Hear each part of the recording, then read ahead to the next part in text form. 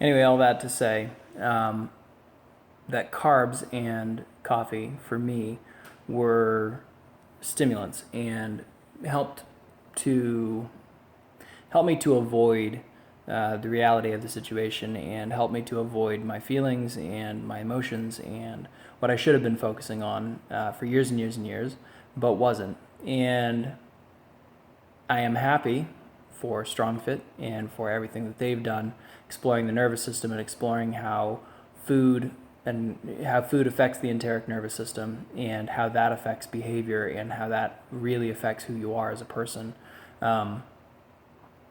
Those things have helped me immensely. And I know Julian struggles with his own autism. He doesn't struggle with it, but he's trying to find a way to optimize what could be a handicap, but is definitely a gift. And that's, yeah. So that's basically all I had to say about that. Try it. Go off carbs, go off coffee, go off sugar, go off stimulants of any kind, go off starches unless you've heated them and then brought them back down.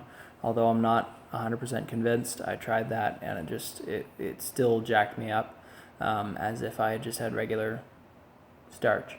I love noodles.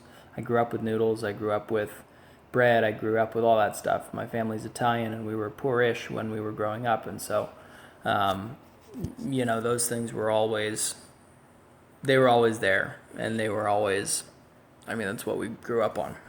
That's just the way it is. So you can imagine the amount of anxiety that I had without even realizing that I had that much anxiety. And a lot of it, being autistic, a lot of it I put on other people. So when the energy came in, I would turn it around and send it right back out. Otherwise, it would just ricochet around inside until, some meltdown happened or something.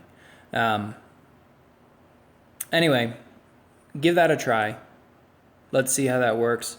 And if you enjoy that, and if you feel clearer, if you feel better, I'm not doing it for some weight loss program. That's not why I do it.